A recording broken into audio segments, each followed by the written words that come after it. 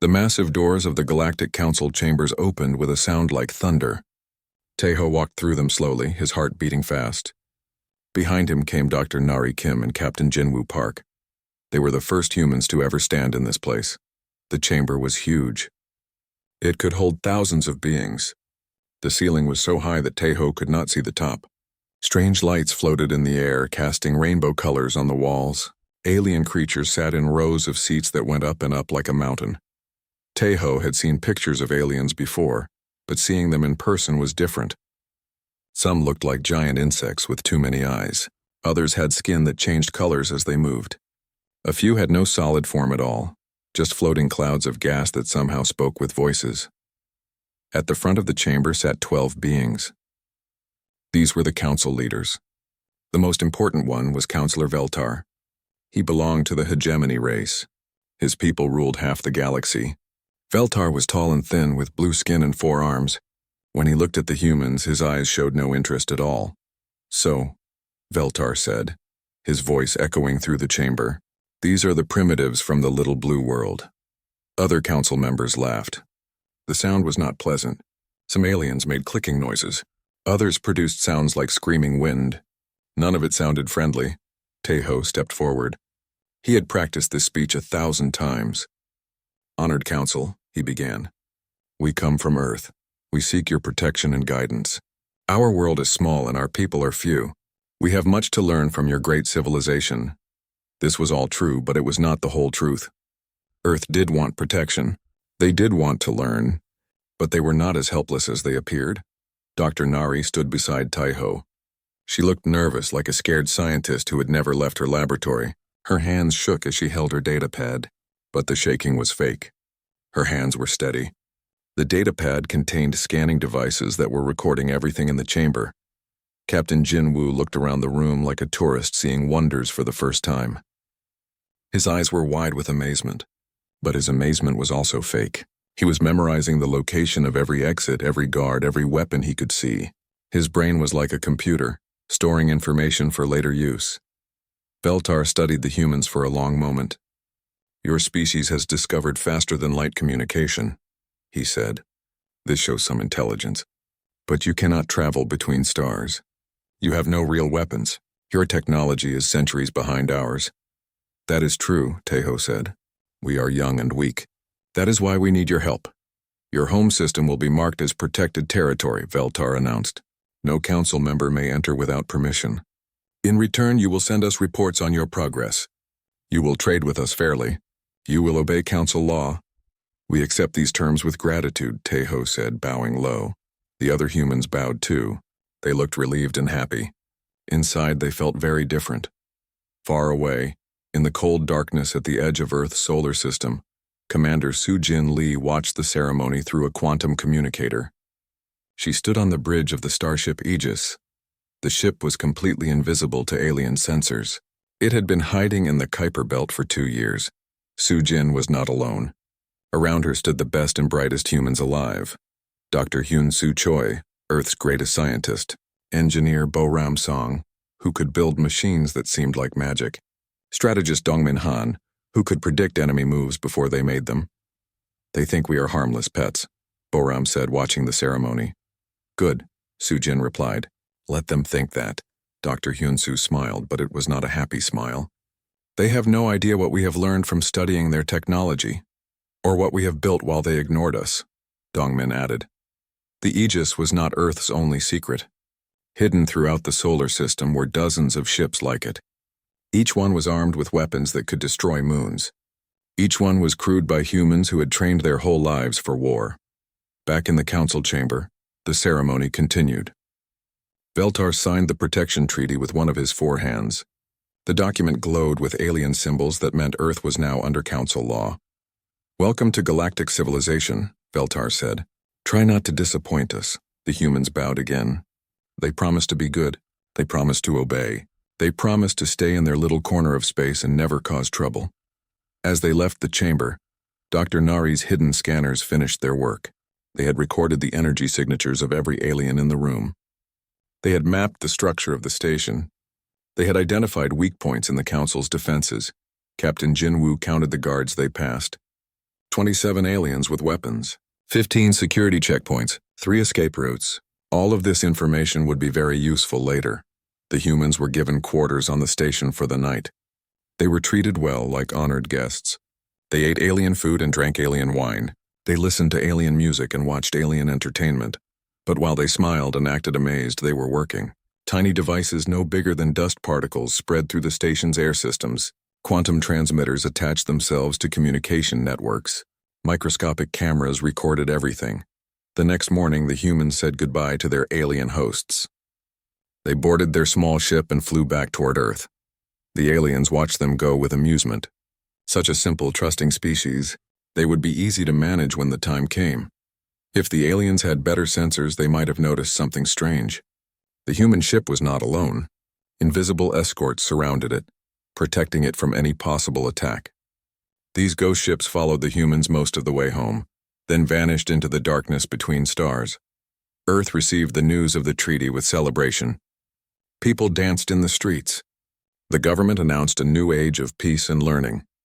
Humanity was no longer alone in the universe.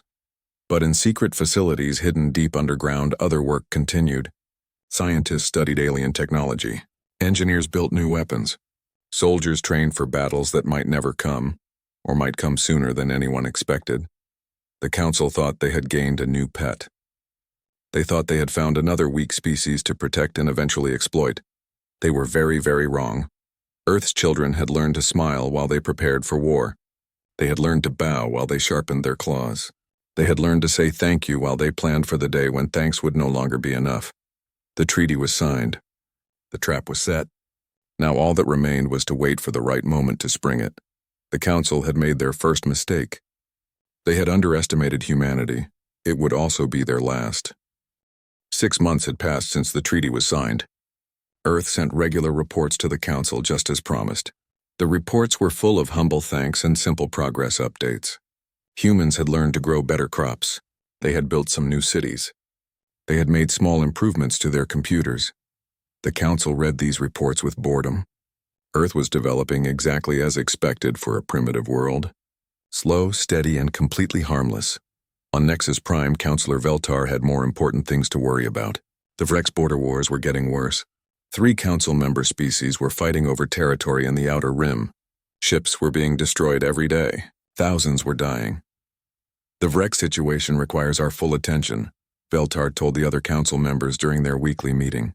We cannot waste time on primitive worlds like Earth. The other counselors agreed. Earth was filed away under minor concerns and forgotten, but Earth had not forgotten about them. Captain Wansik, Yang guided his merchant ship Terra Nova through the busy space lanes around the hegemony homeworld. His ship looked ordinary from the outside.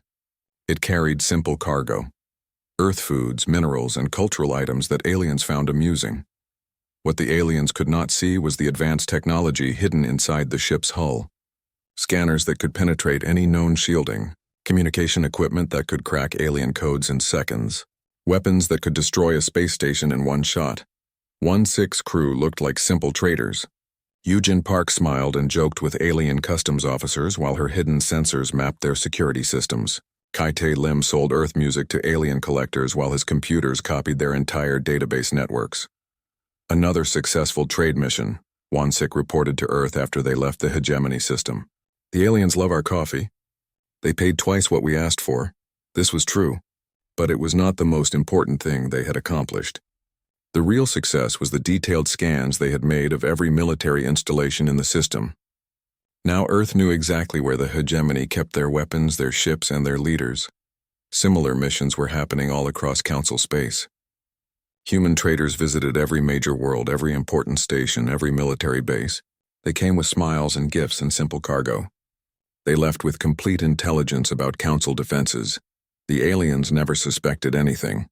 Humans seemed so innocent, so grateful to be included in galactic civilization. They bought alien toys for their children. They asked simple questions about alien culture. They took pictures of everything like excited tourists. Meanwhile, on Earth, Dr. Minho An worked 18 hours a day in his laboratory. His team had been given samples of alien technology to study. Officially, they were trying to understand how it worked, so Earth could eventually build similar devices. Unofficially, They were learning how to destroy it. Every alien ship has the same basic weakness, Minho explained to his team. They all use quantum field generators for power. If we can disrupt those fields, Engineer Su-Young Lee finished the thought, their ships lose power and become floating targets. Exactly, and I think I know how to do it. Su-Young had made the most important discovery of all. Earth's unique quantum field resonance was different from every other world in the galaxy. This was because Earth had formed in a different way than other planets. Most worlds were created by slow accretion of space dust. Earth had been struck by a massive object early in its formation, creating a unique quantum signature. This signature could be weaponized. Earth scientists had learned to create quantum disruption fields that would shut down any alien technology they encountered. It was like having a master key that could unlock every door in the galaxy. The best part was that aliens could not detect these weapons until it was too late. Their sensors were not designed to look for Earth's unique quantum signature. To them, human ships appeared to carry only simple technology. While Earth scientists worked in secret, the Council continued to ignore them. Council Security Chief Zethkar even used Earth as an example during his presentation to the Council Assembly. This is how proper primitive species management works, he said, showing pictures of happy humans. Earth has accepted our guidance completely. They cause no trouble. They follow all regulations. They are grateful for our protection. The other councilors nodded approvingly.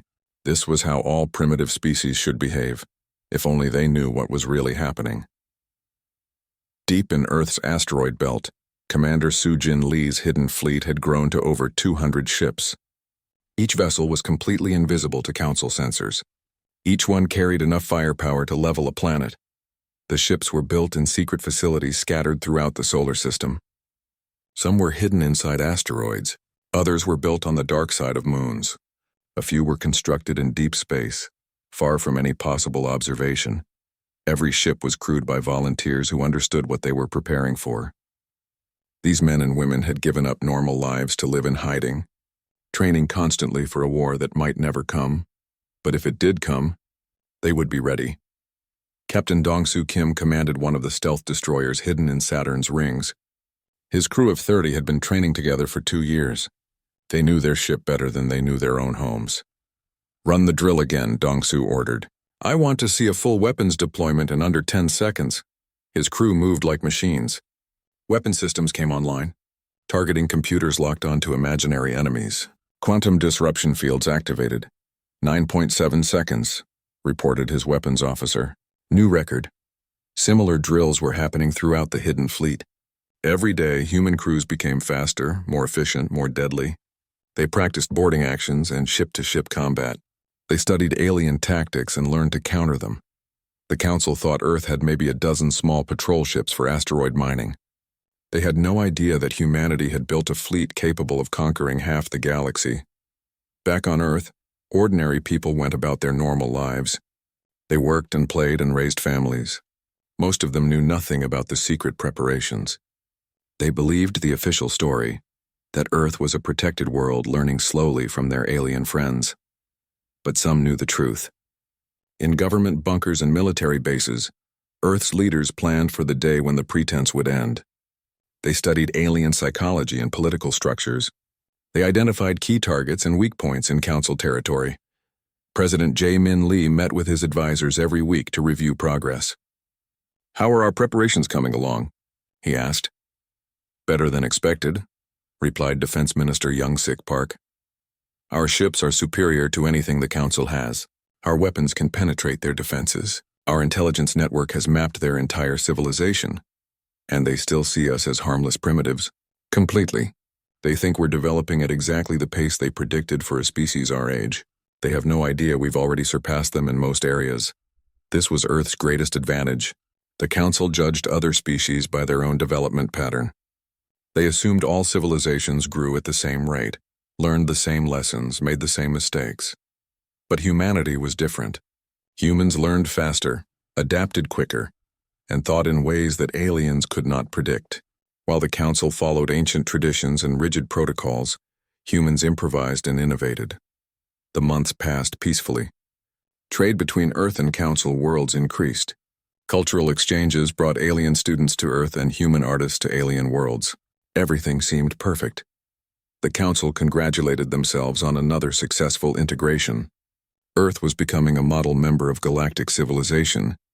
They had no idea that every smile hid preparation for war. Every friendly gesture concealed gathering intelligence. Every expression of gratitude masked growing strength. Earth's children were learning. They were growing. They were preparing. And when the time came to show what they had learned, the galaxy would never be the same. Dr. Jae-hyun Kang stared at his computer screen in disbelief. He had been working on alien languages for 2 years, slowly learning to understand council communications. Most of the messages were boring: trade reports, shipping schedules, bureaucratic announcements. But this message was different. Jae-hyun read it 3 times to make sure he understood correctly. Then he picked up his secure phone and called the president. "Sir," he said, his voice shaking, "you need to see this immediately." 1 hour later, President Jae-min Lee sat in the secure briefing room deep below the capital city. Around the table were Earth's most important leaders: Defense Minister Young-sik Park, Intelligence Director So-young Kim, and Fleet Admiral Hee-won Choi. Jae-hyun stood at the front of the room, his face pale. "The message came from the Council's Internal Security Division," he began. "It was marked as classified level 9, their highest security rating." He pressed a button and alien symbols appeared on the wall screen. Below them was the English translation: Species Evaluation, SOL3, Earth. Current status optimal for harvest. Population, 8.2 billion. Technology level, suitable for labor class integration. Estimated resistance capability minimal. Recommended timeline 18 months. The room was silent for a long moment. "Harvest?" the president asked quietly. Jae-hyun nodded grimly. "I cross-checked the term with other documents in their database. When the council talks about harvesting a species, they mean complete exploitation. They strip the planet of all resources. They take the population as slave labor. They leave nothing behind." Defense Minister Young-sik slammed his fist on the table. "How many times have they done this before? According to their records, 47 species in the last 1,000 years. None of those species exist anymore." Admiral Hye-won stood up slowly. She was a veteran of Earth's last great war, a woman who had seen the worst that humans could do to each other, but this was worse than anything she had ever imagined. "They never intended to protect us," she said. "The treaty was just a way to keep us calm while they prepared." Intelligence Director So-young pulled up more files on her tablet. "Our agents have been monitoring council communications for months. Now that we know what to look for, the pattern is clear. They've been positioning harvest fleets near our system. They've been studying our defenses. They've been planning this from the beginning." President Jae-min felt cold anger building in his chest. "How long do we have?" 18 months, Jae-hyun replied. "Maybe less if they decide to move early." The president looked around the room at his advisors. These were good people, dedicated to protecting Earth and its people. They had worked so hard to build peaceful relationships with the aliens. They had believed in cooperation and mutual understanding. Now they knew the truth. There would be no cooperation. There would be no understanding. There would only be survival or extinction. "Send word to Commander Soo-jin immediately," the president ordered. "Activate all our hidden assets. It's time to show the council what monsters really look like." In the Kuiper Belt, Commander Soo-jin Lee received the encrypted message aboard her flagship Retribution. Around her, the bridge crew worked with quiet efficiency. These men and women had trained for this moment their entire careers. "Signal the fleet," Soo-jin ordered. "All ships to battle stations. Begin final preparations for Operation Revelation." Throughout the solar system, hidden ships came alive. Weapon systems powered up. Crews took their positions. The time for hiding was over. Dr. Yoon-soo Kim stood before the Emergency Council in Geneva. The leaders of every nation on Earth had gathered to hear what she had to say. In front of her were detailed reports on Earth's secret weapons programs. "For the past 2 years, we have been preparing for this possibility," she began. "Our quantum disruption technology can disable any council ship. Our stealth systems make us invisible to their sensors. Our weapons are more powerful than anything they have ever seen." The Chinese president leaned forward. "How is this possible? How did we advance so quickly?" "Because we learned from their mistakes," Yoon-soo replied. "The council has grown complacent over thousands of years. They follow the same patterns, use the same tactics, make the same assumptions. They believe their technology is the best possible because they invented it long ago. But we approached their technology with fresh eyes. We found weaknesses they never considered. We developed solutions they never imagined. In 18 months, we will show them just how wrong they were. The British Prime Minister raised her hand. What about civilian populations? How do we protect innocent people throughout the galaxy? We don't attack civilians, Yunsu said firmly. Our targets are military installations, government facilities, and infrastructure. We are not becoming the monsters they are. We are stopping them. Captain Chang Ho Lee sat in a bar on the hegemony homeworld, drinking alien alcohol and laughing at alien jokes. To anyone watching, he was just another human tourist, amazed by the wonders of galactic civilization. But Chang Ho was not a tourist. He was one of Earth's best intelligence operatives, and he had been gathering information for 6 months. He knew the location of every military base on this world. He knew the patrol schedules of every security force. He knew exactly where the planet's leaders lived and worked. More importantly, he had placed small devices throughout the planet's communication networks. When the time came, these devices would shut down all planetary defenses simultaneously. Similar operations were happening on dozens of Council worlds. Human agents had infiltrated every major installation in Council space. They looked like traders, tourists, students, and diplomats. But they were all soldiers in an army the Council never knew existed. The preparation was almost complete. Earth's hidden fleets were ready for battle. Weapons systems had been tested and improved. Intelligence networks were in place. The element of surprise was absolute. Admiral Haiwan studied the tactical displays in Earth's secret command center. Red dots showed Council military positions throughout the galaxy. Blue dots showed hidden human forces. Green lines showed communication networks that had been compromised. We have a window of opportunity, she told her staff. The Council is distracted by their border wars. Their best fleets are fighting each other instead of watching for threats. If we strike now, we can cripple their entire military before they realize what's happening. General Min Jae-song nodded in agreement. Our simulations show a 94% chance of success if we attack within the next month. Then that's what we'll do, Hyewan decided. Send the activation codes to all our deep cover agents. Begin moving the fleet into position. In 72 hours, we show the galaxy what happens when you threaten Earth's children. The message went out through quantum communicators to every human ship, every hidden base, every secret agent in Council space. The words were simple, but their meaning was clear. Protocol 7 is active. The time for pretending is over. Show them what monsters really look like. Across the galaxy, humans who had been playing the role of peaceful primitives began to prepare for war. Ship captains opened sealed orders that contained targeting information for military installations. Engineers activated weapon systems that had been disguised as mining equipment. Soldiers put on armor that had been hidden in cargo containers. The Council had spent months preparing to harvest Earth. They had moved ships into position.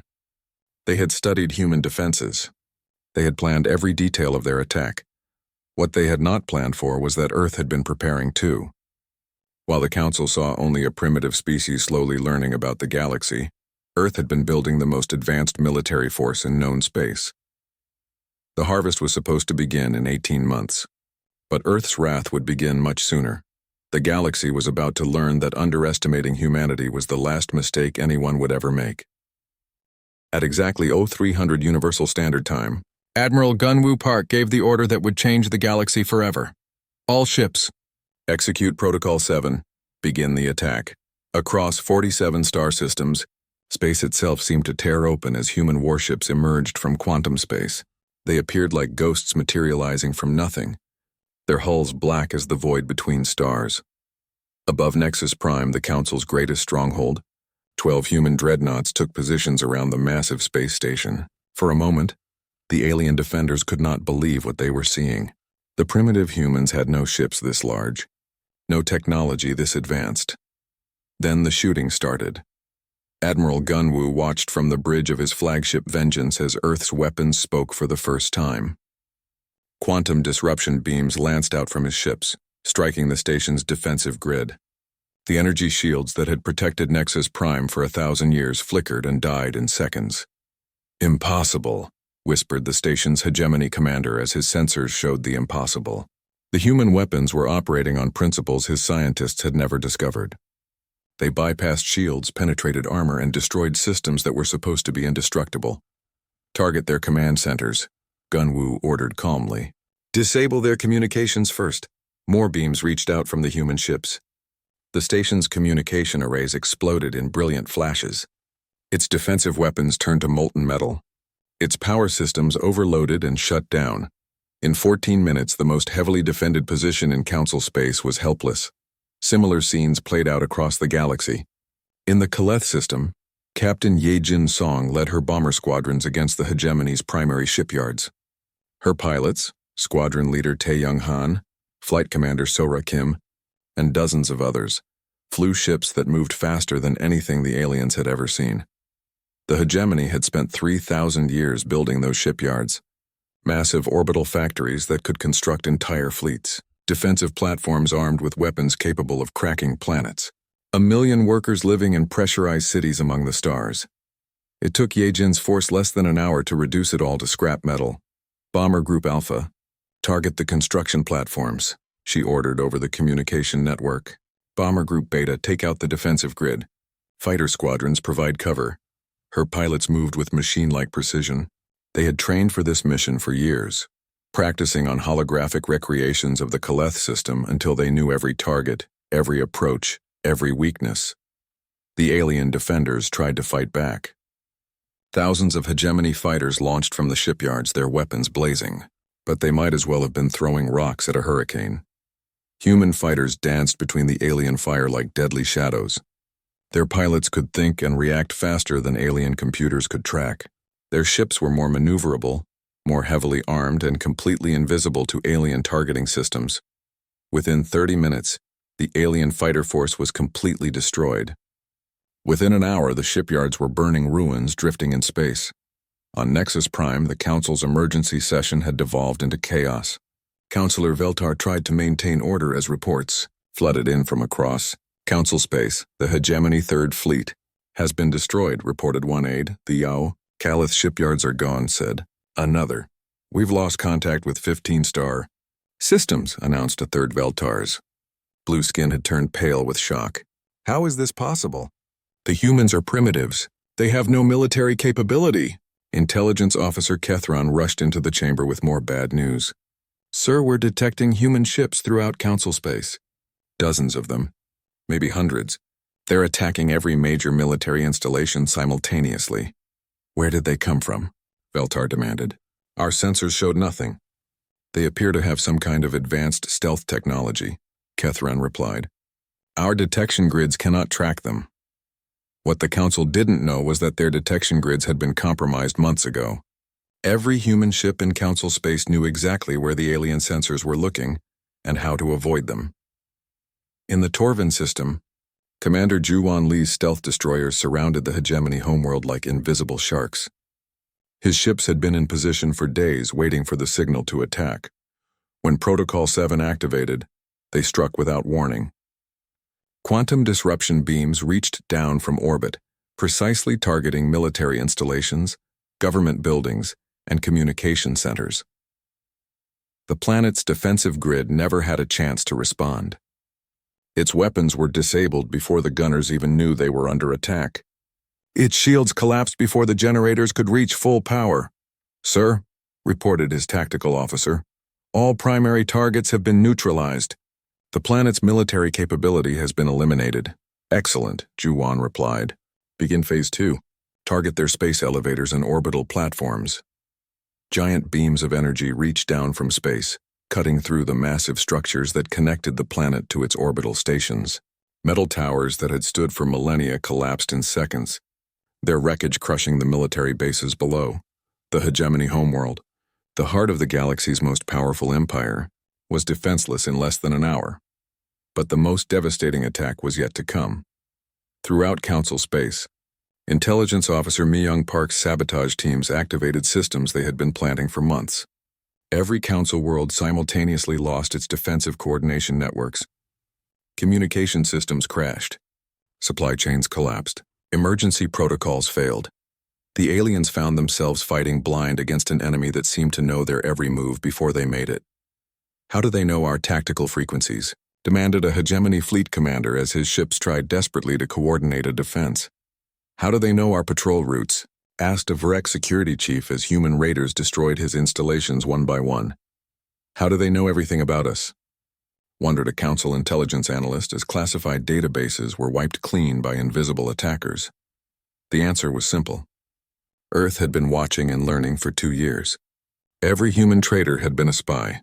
Every cultural exchange had been an intelligence operation. Every friendly conversation had been a chance to gather information. While the Council dismissed humanity as harmless primitives, Earth had been mapping their entire civilization. Dr. Yu Jin Choi's Psychological Warfare Division chose this moment to broadcast their message across all Council frequencies. Every alien in Council space heard the same words at the same time. "You taught us that mercy was weakness. You planned to harvest our world and enslave our people. You thought we were primitive and helpless. You were wrong. We have learned your lesson well. We will show you no mercy."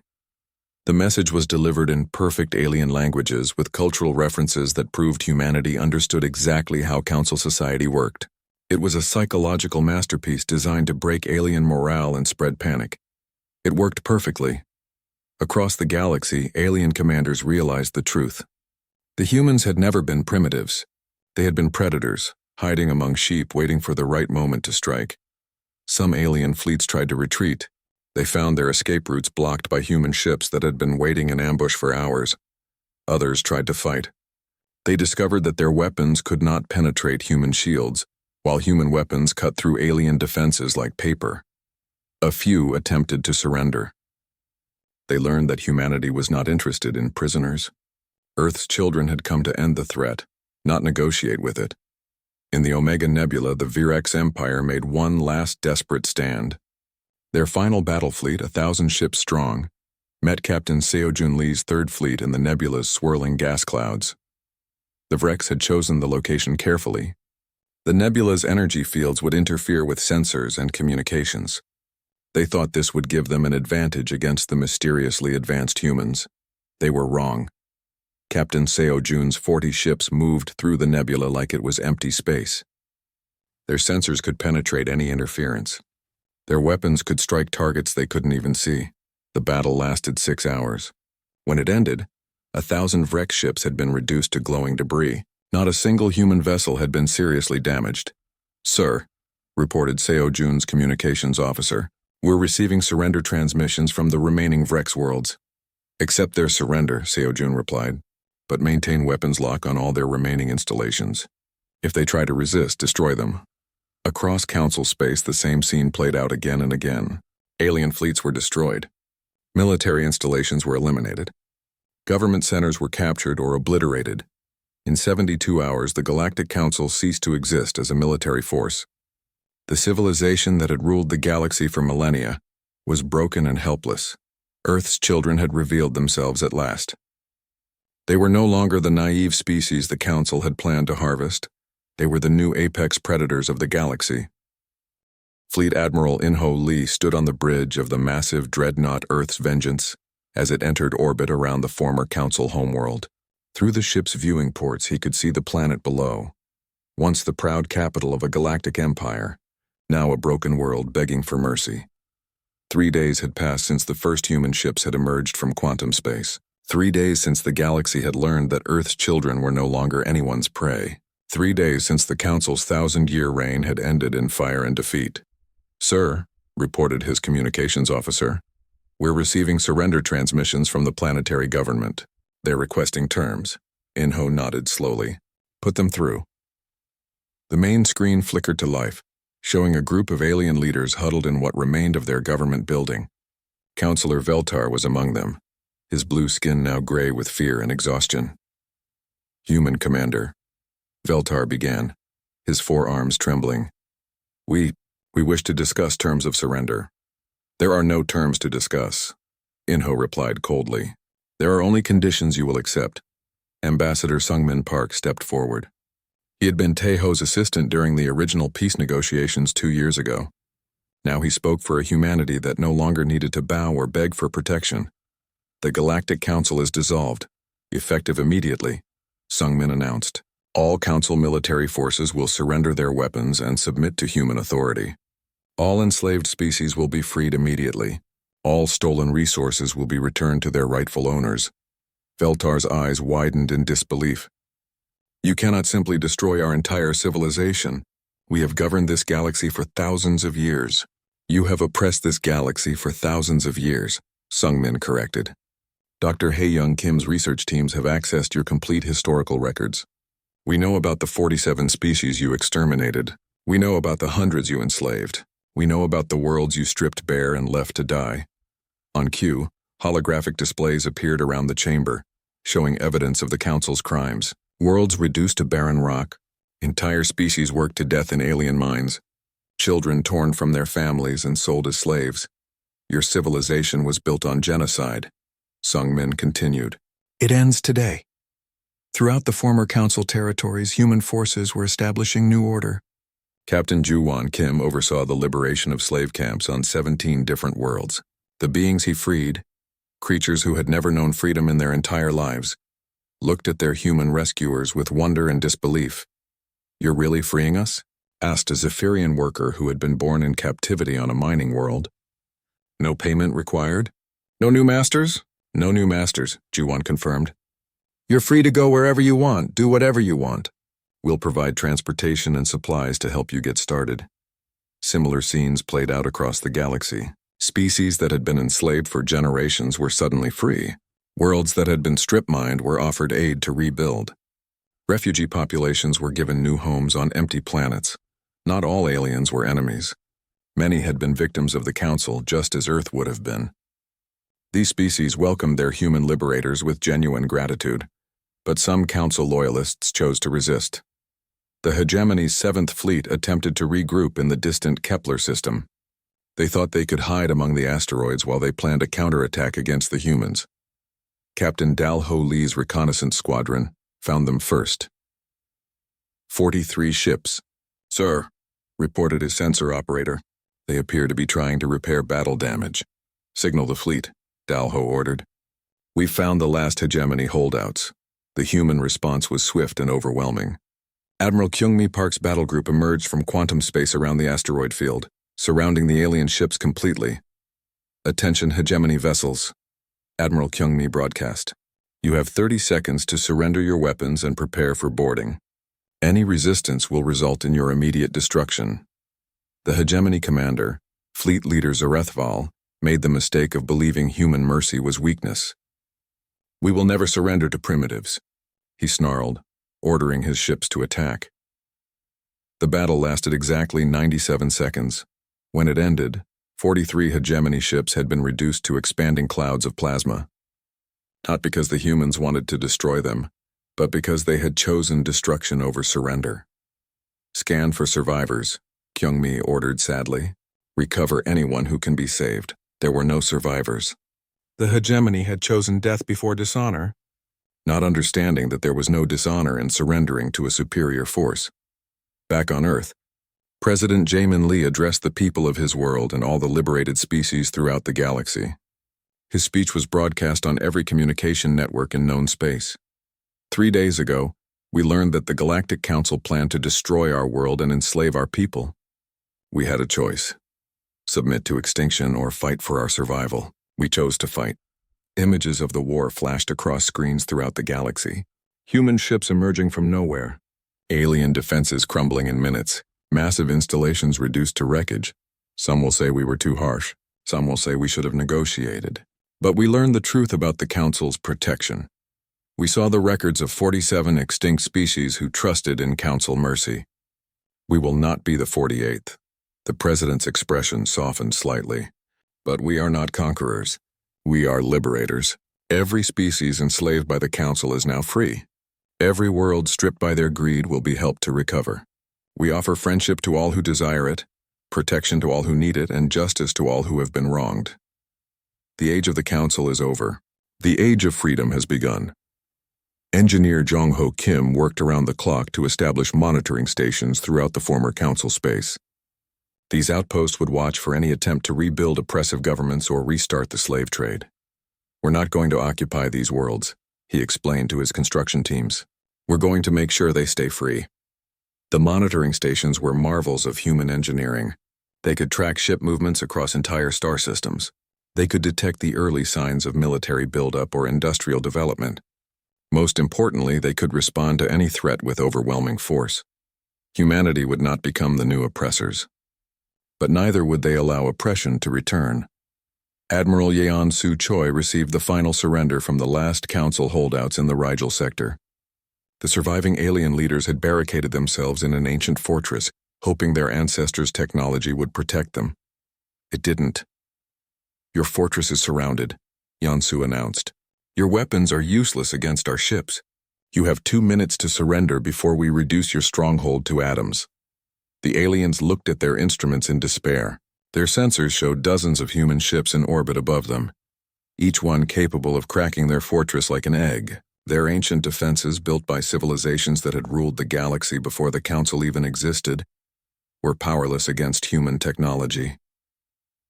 "We surrender," came the broken transmission. "Please, show mercy."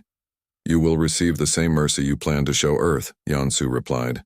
"You will be judged by your actions and treated accordingly." The message she broadcast to the galaxy afterward became legendary. "This is Admiral Yeon-soo Choi of the Earth Defense Force.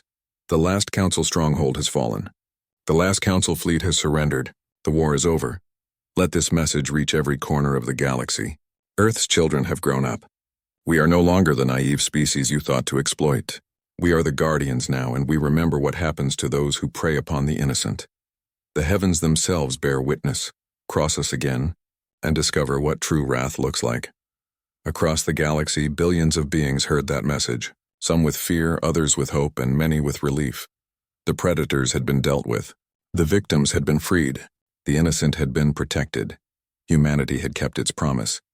In the years that followed, the galaxy would remember this moment as the Great Liberation. Children would grow up in freedom instead of slavery. Worlds would rebuild instead of being strip-mined. Species would develop their own cultures instead of being forced into Council conformity. But most importantly, everyone would remember what happened when the peaceful humans of Earth were pushed too far. They had smiled while they prepared for war. They had bowed while they sharpened their claws. They had said thank you while they planned for the day when thanks would no longer be enough. The Council had made their first mistake when they underestimated humanity. They never got the chance to make a second. Earth's wrath had darkened the heavens. The galaxy would never forget the lesson. Some predators hunt in packs. Others hunt alone. But the most dangerous predators of all are the ones who hunt only when cornered, only when threatened, only when they have no other choice. Humanity had been backed into a corner called extinction. The galaxy was still learning what humans were capable of when they had nothing left to lose.